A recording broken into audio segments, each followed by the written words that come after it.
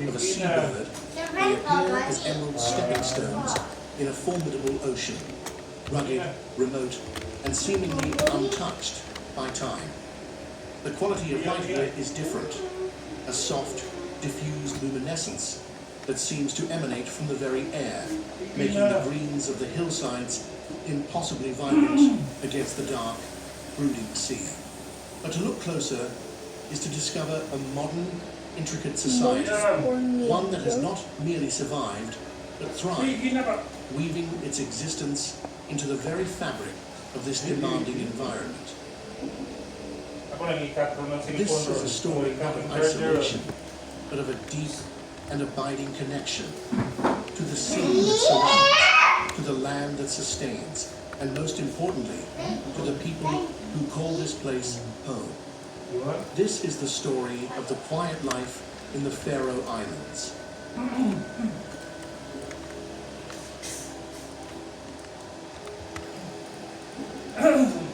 Life here is shaped, governed, and defined by the elements. The weather is not just a topic of casual conversation. It is a constant, active participant in daily life, a force that dictates the rhythm of every hour. Sunshine, a sudden downpour, a thick blanket of fog that can swallow the world in minutes, and a gale force wind that you can lean your entire body against, all can make their appearance in a startlingly short span of time. The Faroes people have a well-worn saying, delivered with a knowing smile. If you don't like the weather, just wait 5 minutes. This profound acceptance of nature's unpredictability is woven into the national character, a unique blend of immense patience, steadfast pragmatism, and a deep-seated humble respect for the world around them. The population is small, numbering around 53,000 souls, scattered across 17 of the 18 inhabited islands. This scarcity of numbers fosters an atmosphere of pervasive intimacy and familiarity. In this close-knit society, anonymity is a foreign concept. Everyone seems to know everyone, or is at least connected by a short chain of family, work, and shared history. Even in the capital city of Tórshavn, the world's smallest, life retains a village heartbeat. It is a capital city where the Prime Minister's phone number is in the public directory. Here, amidst the modern shops and government buildings, you can wander into the old town, Tinganes, a labyrinth of narrow lanes and turf-roofed houses whose dark, tarred wood speaks of centuries of history. Life moves at a human pace, unhurried, deliberate, and mindful.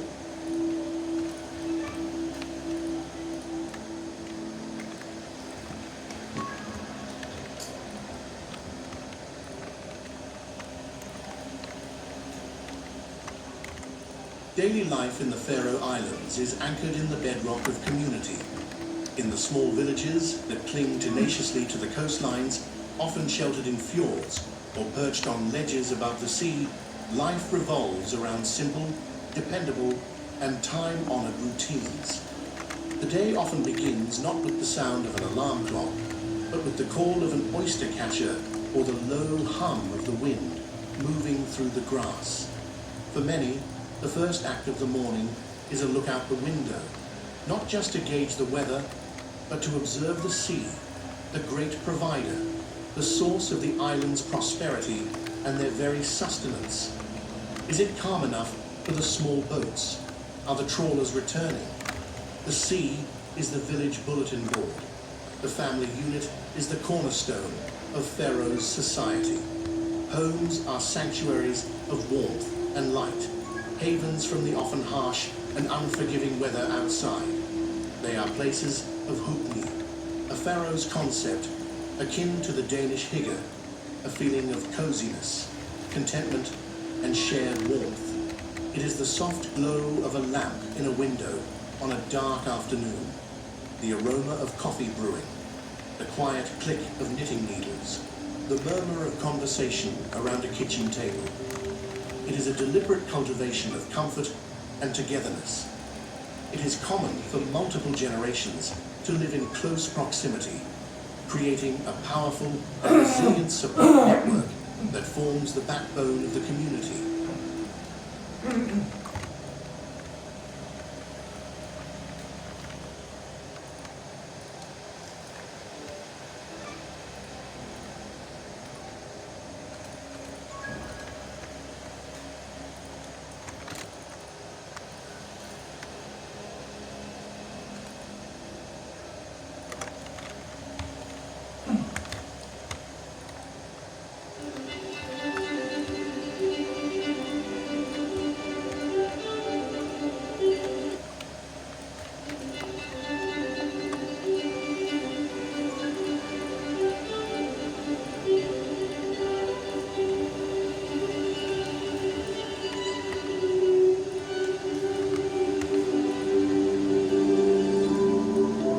Welcome to the Faroe Islands, a small group of islands located in the North Atlantic Ocean, isolated from the world with nothing but the endless sea surrounding them. These islands are home to some of the most dramatic and unspoiled natural scenery that you'll ever witness. I've been able to visit the Faroe Islands on a number of occasions, each time uncovering new places to explore while gaining unforgettable experiences. So, if you're planning a trip to the Faroe Islands and in need for some inspiration, here's my 7-day itinerary through these amazing islands.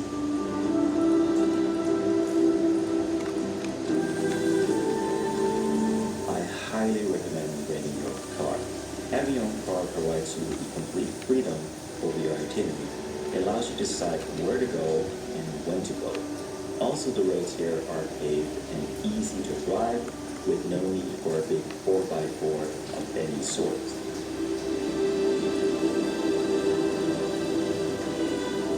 If you do decide to rent your own car, then you need to pay attention to the many sheep on the island. They are literally everywhere on the Faroe Islands and very commonly found near road. So do slow down when you spot them. To get anywhere in the Faroe Islands, you'll be driving through many tunnels. The island's extensive tunnel system connects the remote parts of the islands to the rest. All are free to use except the 3 major subsea tunnels that connect the 3 major islands. Most car rental companies will usually bill you the additional tunnel fees at the end of your rental, but do ask them beforehand to be sure. More subsea tunnels are on the way, so for more info, visit tunnel.fo. For my last trip, I decided to stay in Tórshavn, the largest city and capital of the Faroe Islands. I stayed at a hotel called Hotel Føroya, which is known for its very unique hotel design, especially the grass roof that blends in with the surrounding environment. All in all, it's a nice hotel, a little bit expensive.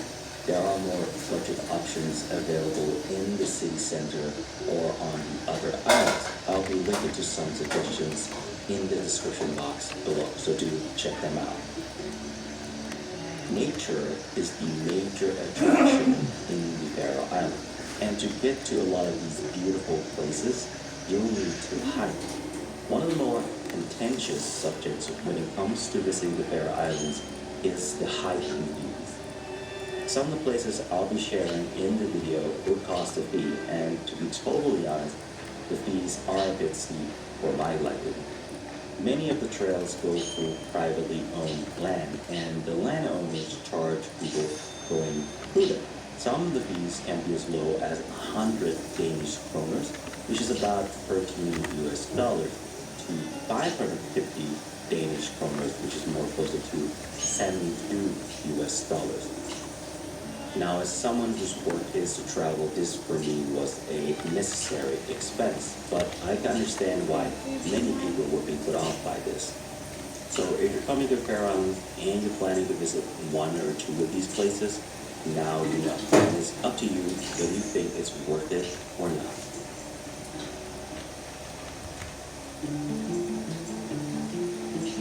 We begin our journey on the island of Vágar.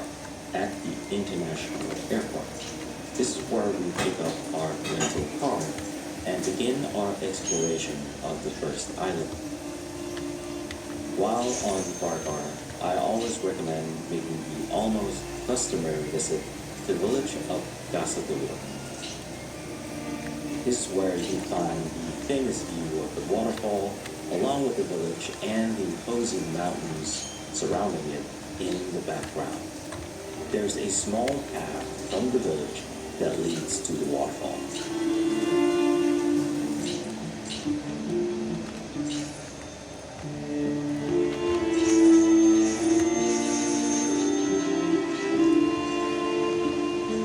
You can also find a set of stairs that leads you down to a different view of the waterfall.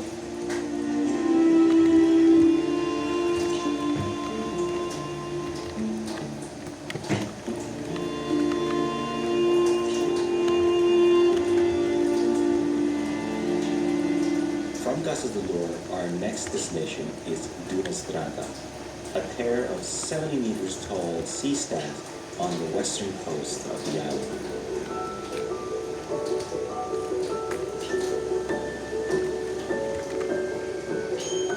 To reach Dunas Drata, you go on a lesser known hike, as evident by the lack of a real trail leading to them. You'll be walking mostly through hilly and often wet grasslands following a small river. I was pretty much alone throughout the hike, except for some sheep along the way, but as you reach the edge, you can gaze below to see the striking pair of sea stacks towering from the sea below.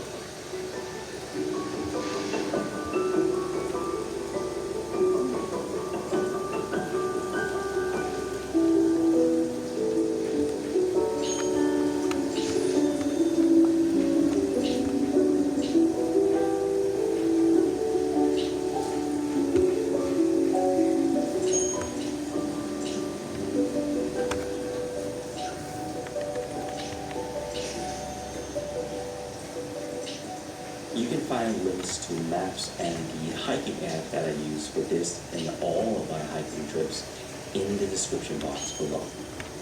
To finish the first day off, we take a short drive to Levisvar.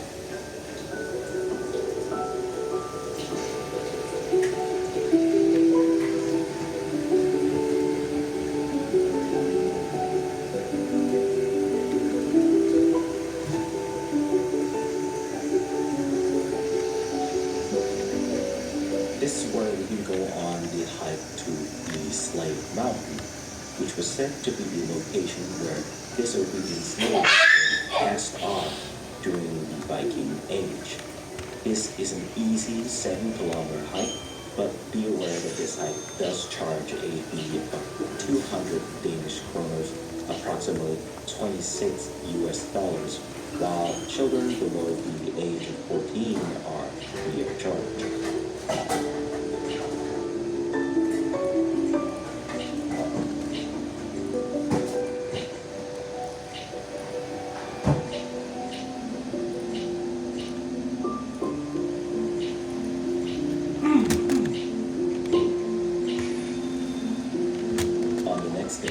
Consider making a trip to Mykonos.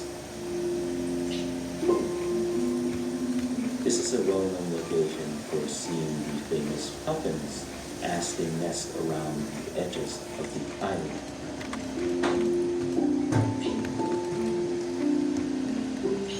The cost for the ferry to the island is 60 Danish kroners per person, and also there's a 250 Danish kroners fee if you intend to do any hiking. This leads me to the popular lighthouse on the island. Unfortunately, this hike has been closed off due to a landslide, and the authorities are monitoring the situation, and hopefully it opens up again in 2023. So if you intend to do the hike, do please double check to see if it's open. Alternatively, if you want to skip beaches, you could consider doing the hike to Bragevia, the famous sea stack arch on the western coast of Vargar. To get to hike to the Buccaneer, you will have to pay a steep fee of 550 Danish kroner, which is around 72 US dollars. This includes a guide in a group tour. You are unfortunately not allowed to hike alone on this trail without a guide.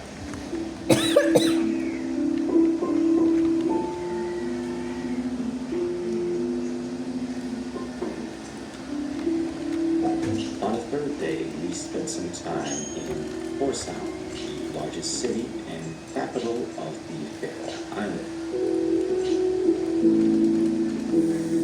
While here, we make sure to make a trip down to the harbor area to see the colorful building, as well as explore the nearby Old Town district with its wooden facades and grass-lined rooftops.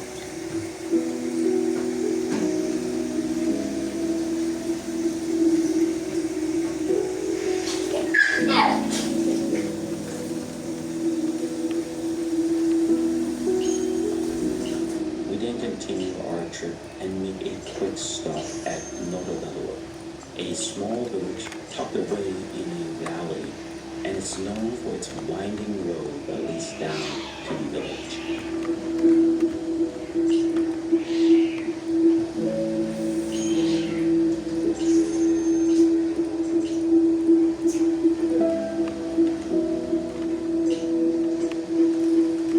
From Norðardalur, we head up to the remote village of Saxo.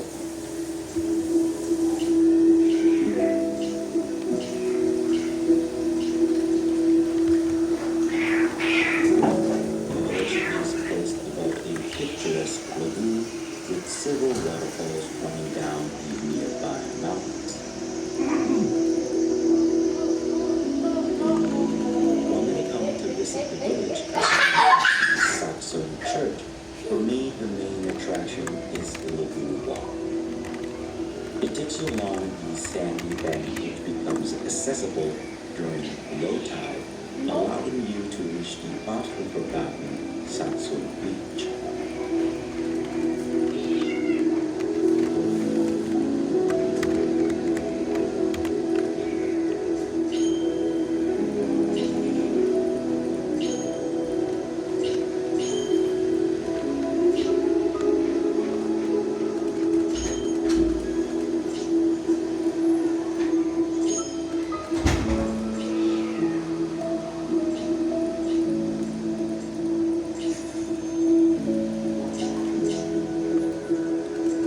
We begin our next day by visiting Hossa. It is approximately 140 meters broad. It's the tallest waterfall in the Faroe Island. It's a nice quick stop on our journey as the waterfall is located right next to the road leading to our next stop, Tjørnvik.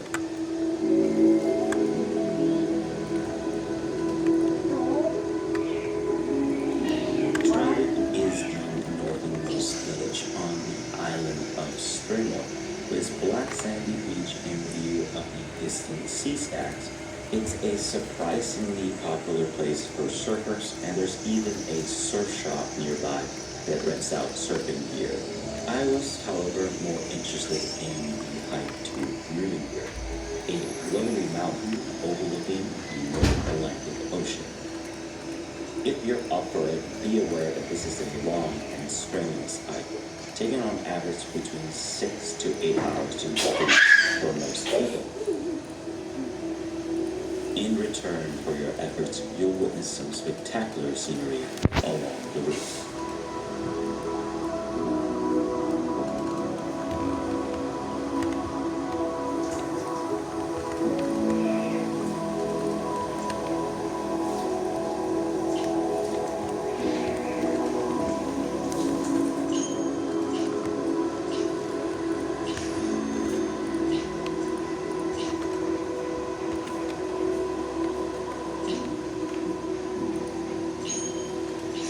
idea, amigos, ahí dice.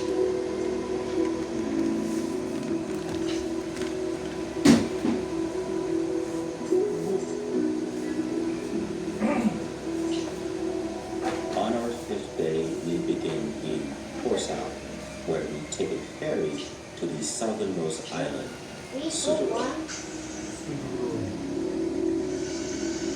Nice, no? Sudoku. The ferry ride to the island takes around 2 hours and will cost 225 Danish kroners, approximately $30 US. Once you reach Suðuroy, I recommend driving along the island and exploring its western coast for some beautiful coastal views.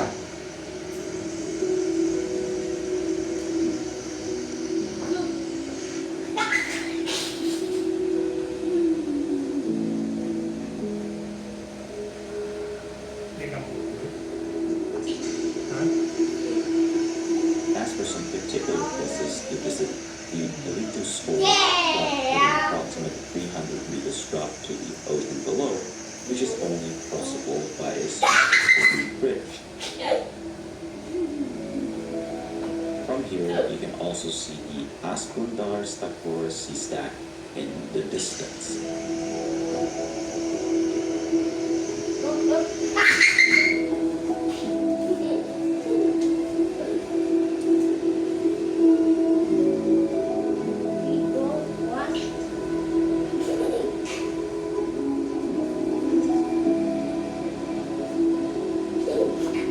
There are still more things to do on the island that I'm unable to cover in this video, but here's a small list.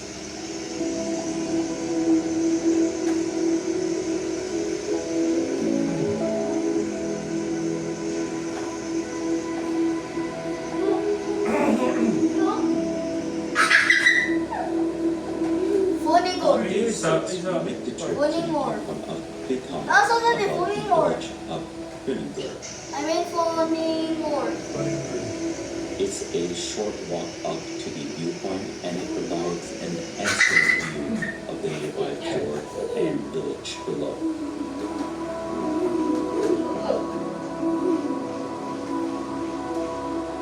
Scratch para mí.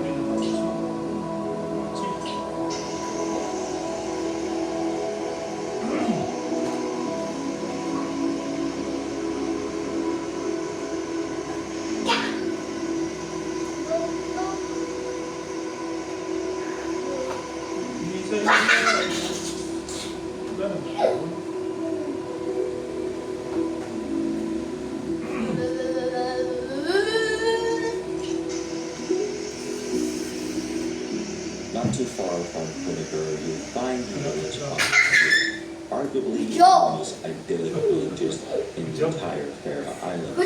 And it gets its name from its 200 meters long single gorge that you can walk down into.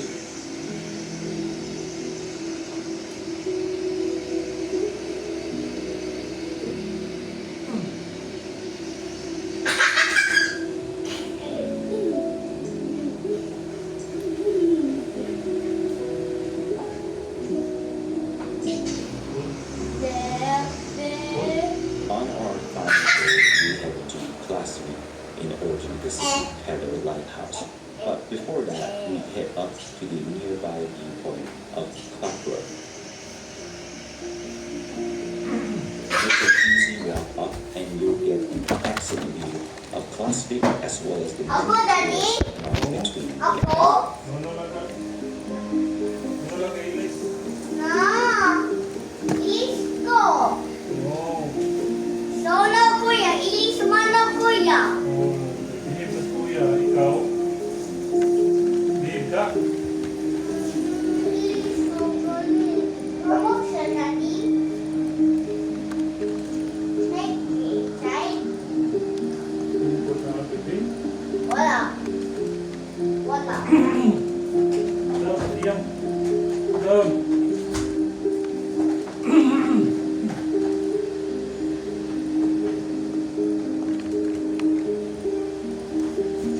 After getting down from Klaksvík, we hop on the ferry to Kalsoy.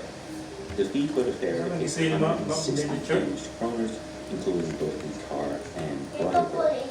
Where are the long police? Give on the picture bag, say the picture of morning. Mama,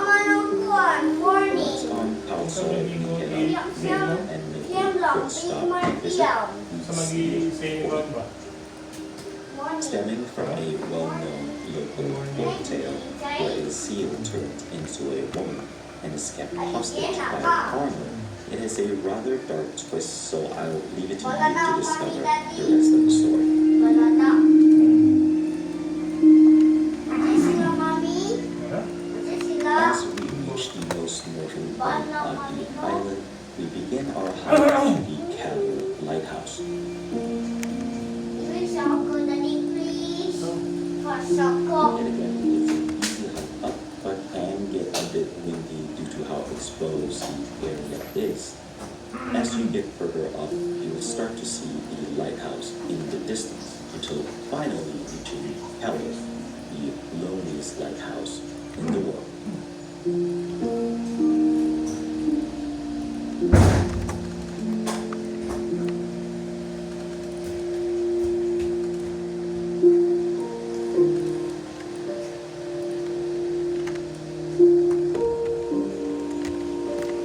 Hindi pinag-uutiyam.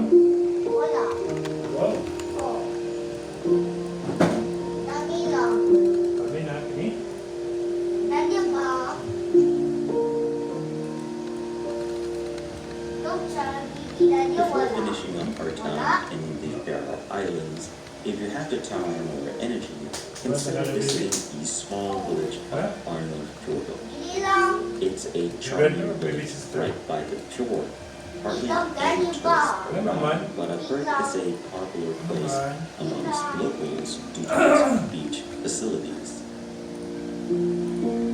Kailangan kayo torrent road, beach, If you're staying in the Faroe Islands a bit longer or looking for some alternative things to do, Bibila. here's a small Another list. bibi ba? Dali pa!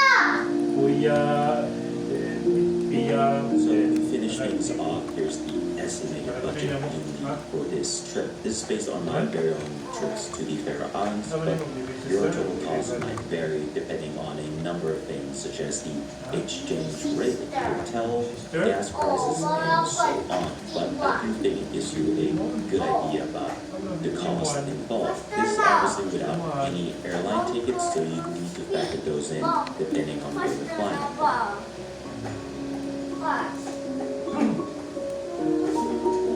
Alright, that was 7 days in the Faroe Islands. I hope this video inspired you and helped you with the Daddy, use na kong fabric and gun. I honestly And making feel a car like for there's best so grip. much more experience Ako, in the ako Faroe pray, Islands make ko airplane. yet to discover. So Ako kay mag-make og gun, car. my Car? trip. But anyways, remember to check the description box below for more helpful links and Make ko further airplane, information. Daddy. Follow me on Instagram to keep updated. I usually post small updates there before uploading anything on YouTube. So yeah, thank you for watching this video. This is Alan. Until next Dalang, time. ganito.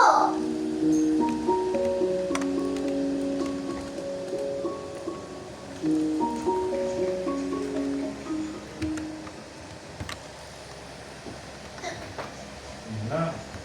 Nako.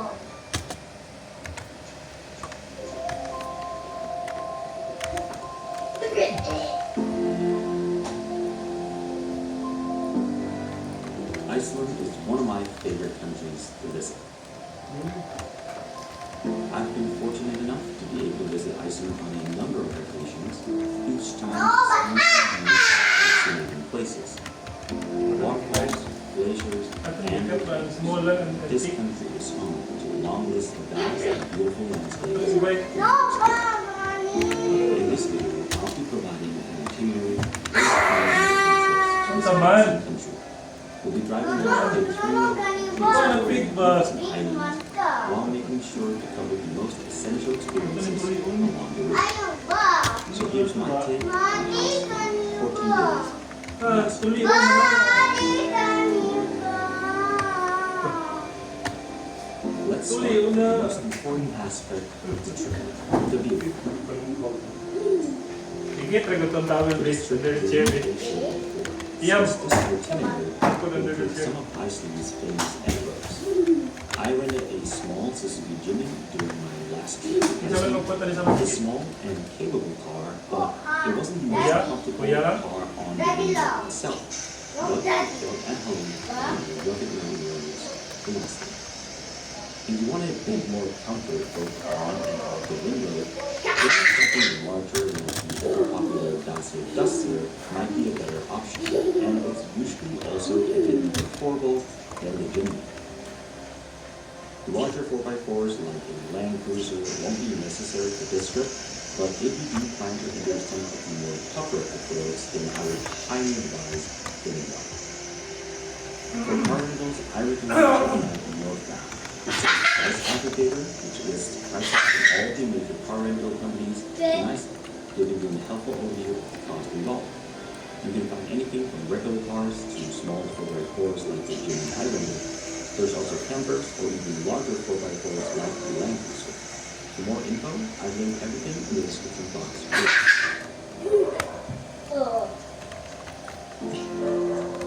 Accommodations for this road trip will be hotels and guest houses located around the area. If you're on a budget, then you can opt for campgrounds like a camper van or bring your own tent.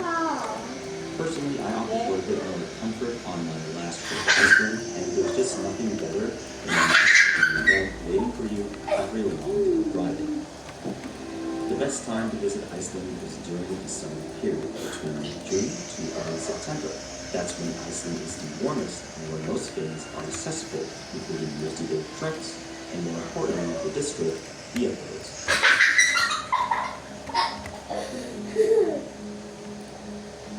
Here's some final resources that will be helpful for your road trip in Iceland.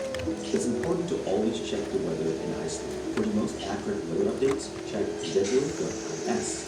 There's also road.is for up-to-date road conditions, especially useful for checking up on the roads when they are open. And finally, safetravel.is for general updates across the country. All of these websites usually have an app version that you can download for your phone.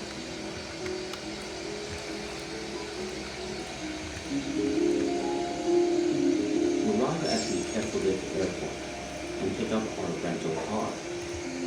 From the airport, we head to Fagradalsfjall volcano. You can find several parking areas near the volcano along the main road. From here, you'll find marked trails leading to the Russian side. Depending on the route you take, it can take anywhere between 1 to 2 hours to reach the volcano. We visited in June while the volcano was still very much active, so if you get the chance, then I highly recommend stopping by for possibly a once-in-a-lifetime experience.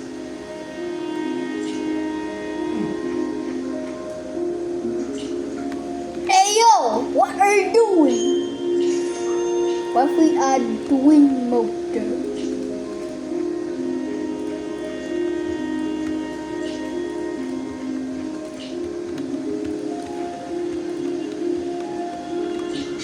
The volcano conditions are always changing, so keep up to date by visiting safetravel.is for the latest updates.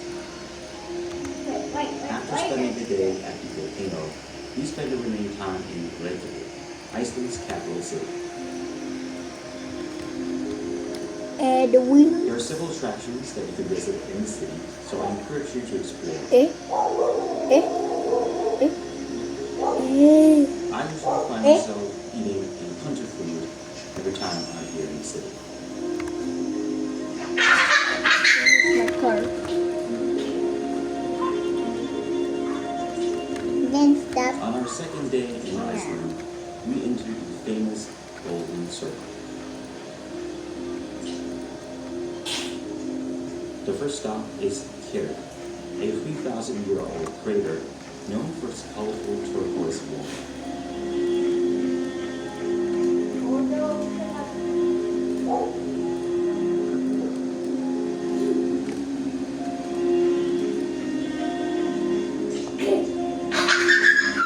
We'll just make it faster.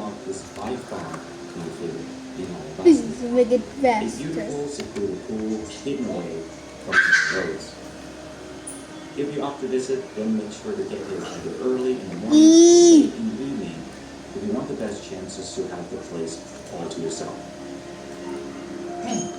If you're looking for a place for lunch, then I suggest checking out Friedheim.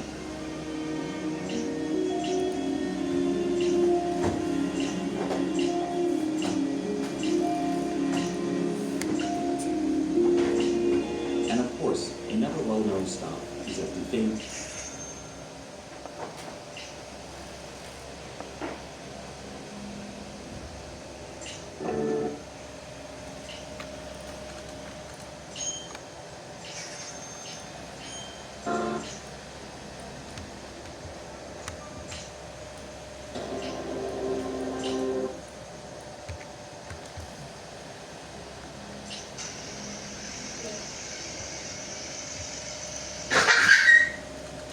Oh. It's called Greenland.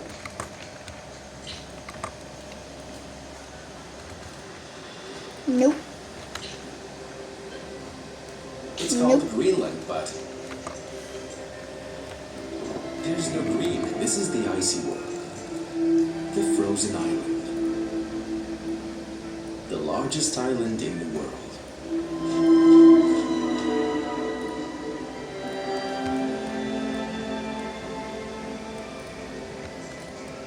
It covers an area of more than 2 million square kilometers, equivalent to the size of Saudi Arabia. However, despite its size, its population is only 57,000 and concentrated in the capital Nuuk. This is the capital and it's located in the south of the island. 88% of its population are Inuit, who came from Alaska and Siberia. The rest are white and Danes. It's self-governing, has a government and a parliament, and belongs to Denmark. Today we'll try their food, such as whales and seals, raw whales. And then we'll go to a father and his son who fish in temperatures of minus 40 degrees Celsius. What? You're not European. I'm not European now. I'm an Inuit. Yes.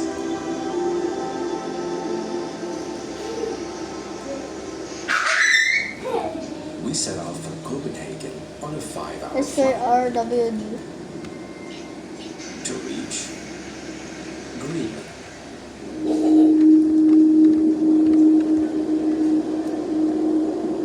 See what the top is.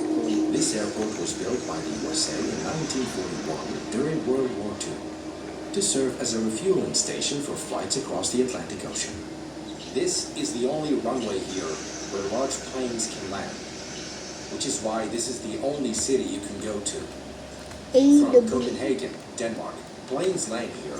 Now we will take this small plane to Nuuk, where most of the population and buildings are located.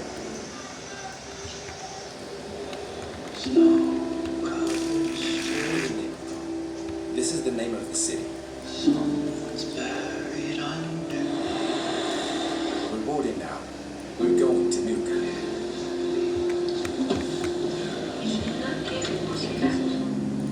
Let's try putting some rockets here for work faster.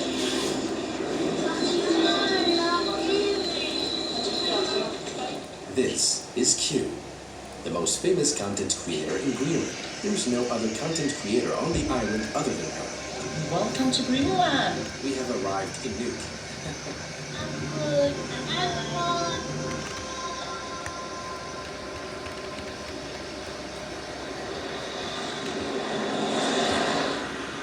It seems impossible building a 127. city like this on this island. Look at its buildings. It looks like any other modern city. There are no roads leading outside of Nuuk. You can't travel by car. You need a helicopter. There's so little traffic.